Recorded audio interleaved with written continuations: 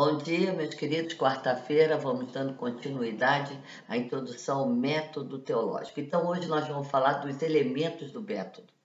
Então, eu espero todos vocês no canal do YouTube Alice Bíscaro. Essa parte é uma parte muito importante que nós vamos falar do cano da Sagrada Escritura também. Então, não deixem de assistir, não deixem. Quem é meu aluno de Teologia Sistemática, é importantíssimo essas aulas que eu estou fazendo online para vocês poderem também entender o livro que vocês estão lendo, que é o Trabalho do Mater Ecclesiae. Então, não deixe de assistir, não deixe de compartilhar com seus amigos e não se esqueça de se inscrever no canal, o canal do YouTube Alice Bíscaro.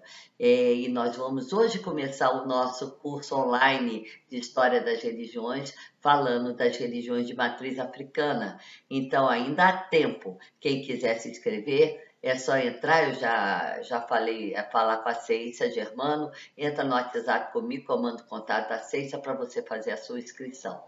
A professora hoje está meio chumbadinha por causa da coluna, né? A hérnia de disco está pegando, a professora está um pouco travada, mas vamos nós. É um dia melhor, o outro pior, e assim a gente vai. Mas a alegria continua. O sorriso está aqui, a alegria está aqui, e o tramal também já está compradinho direitinho. Então vamos lá, meus amores, vamos dando continuidade. Então, uma vez que essa fase positiva da escuta, do trabalho teológico, nos compromete com o testemunho da Escritura e também da tradição da Igreja, então nessa parte a gente começa a ter o intellectus fidei, né? Primeiro eu tenho a escuta, depois o intellectus. Essa apresentação é um método e com isso vai sendo explicado pormenorizadamente as principais fontes teológicas e consequências metodológicas e a sua própria natureza do método teológico. Então, o método teológico adequado, ele leva em consideração muitas fontes, normas e desafios provenientes da própria situação, porque o método também vai se adequando à escuta. Então, a escuta faz parte do momento em que você vive, né? Das condições da igreja daquele momento, dentro também da história. Então, a gente tem que ter a escuta muito atenta para depois construir, entendeu? Através dos testemunhos bíblicos e também da própria tradição, o método. Então, agora nós vamos começar uma nova parte, que é o teólogo, ouvinte da palavra bíblica. O teólogo é, antes de tudo, aquele que acredita, que participa da visão e da esperança transmitida pela fé da nossa igreja, o que implica numa relação especial com os livros da Sagrada Escritura. Juntamente com outros crentes, ele considera a Bíblia como fonte do seu alimento pessoal, alimento de fé. E a liturgia vai expressar muito bem essa veneração, né, pelas Escrituras. Quando a gente lê o lecionário, que contém as leituras bíblicas, ele vai ser erguido em procissão, e nas ocasiões que o evangeliário vai ser incensado, né?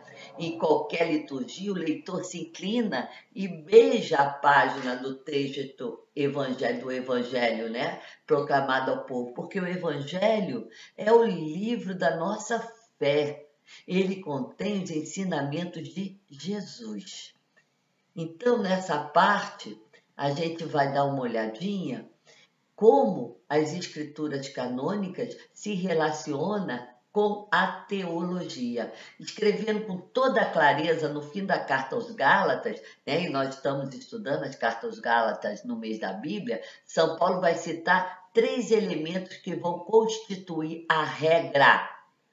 Regra, em grego, quer dizer cânon, que vem sob a paz e a misericórdia de Deus. Então vamos lá. A cruz de Cristo, a não necessidade da circuncisão e o fato de ser uma nova criatura em Cristo no seu espírito. Este cânon vai compreender o que é normativo para o pensamento cristão e o seu agir como cristão, Com o tempo, no desenvolvimento desse vocábulo cristão na época da patrística, né, dos santos padres, época da patrística dos santos padres, que a gente chama, vai significar o conjunto oficial dos livros das Escrituras que vão dar testemunho da revelação de Deus. Os livros do cânon bíblico são, por conseguinte, uma fonte normativa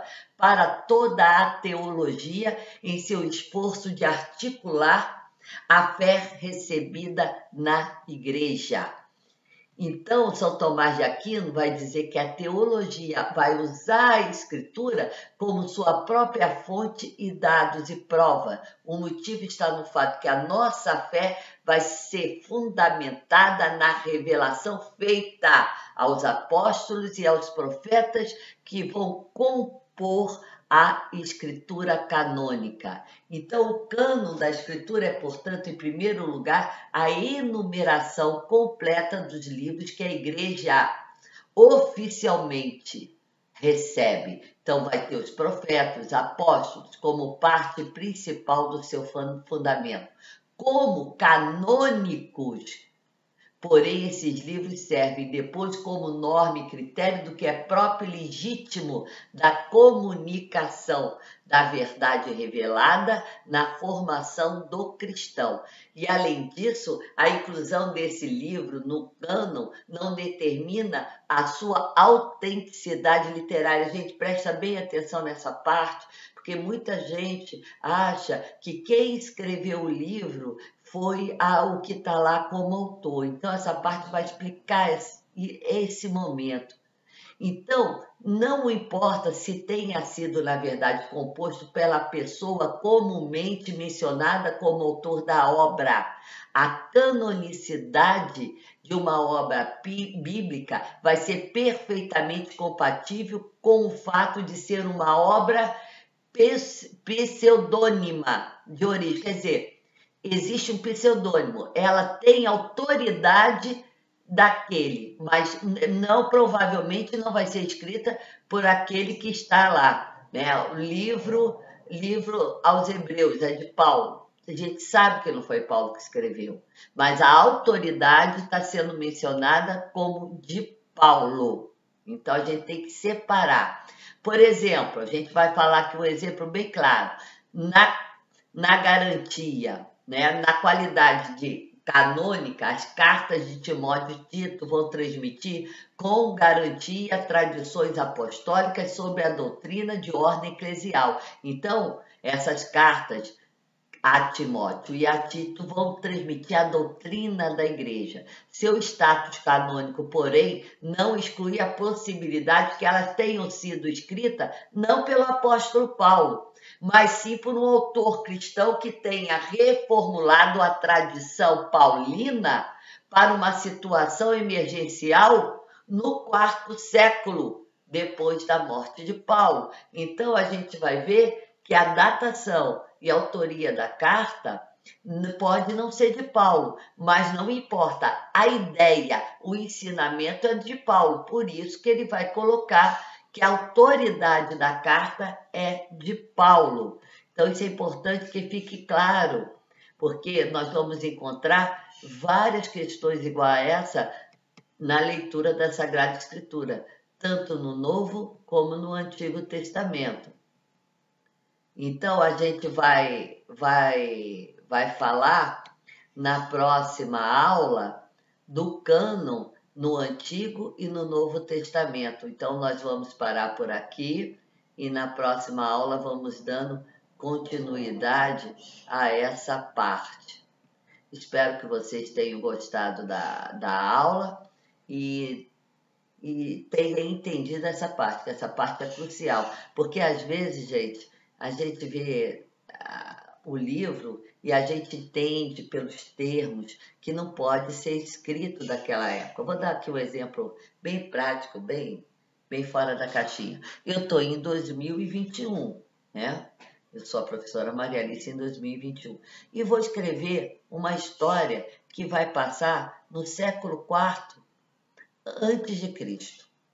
Vou falar da época da cultura, o final da cultura persa e da cultura grega. Mas eu estou em 2021.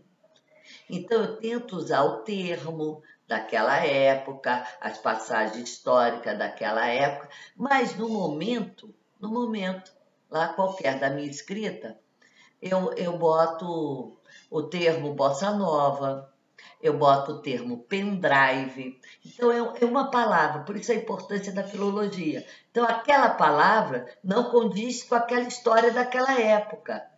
Então, por mais que eu possa colocar que o meu texto não é meu e foi escrito por alguém daquela época, a pessoa que vai ler o texto acuradamente vai perceber, ué, tem uma palavra aqui, bossa nova. Bossa nova é um termo da década de 60. Então, esse escrito não pode ser do século III, século IV antes de Cristo. Né? Ele pode até ter sido começado a ser escrito naquela época, mas ele vai ter o quê? Reformulação de uma mão redacional posterior, minha em 2021. Então, pode ser um acréscimo também. Então, a gente tem que ter muito cuidado, porque a Bíblia é cheia dessas questõezinhas. Então, é importante a gente ver e separar, né? O que a gente vai entender na próxima aula como livros inspirados, o que é canônico e o que é inspirado, tá? Então, espero todos vocês na próxima aula, espero que tenha dado uma luzinha, né? Essa parte é muito, muito boa, muito importante, que a gente conhecer um pouquinho mais da teologia, para a gente saber entender um pouquinho mais da Sagrada Escritura e ter uma metodologia de estudo. Um abraço a todos vocês, uma semana com muita paz, com muita saúde, com muita alegria. Que Nossa Senhora nos proteja, nos dê saúde.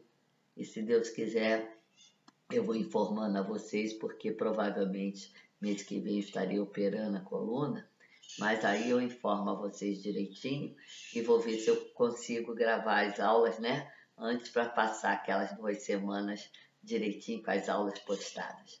Um abraço grande, meus queridos.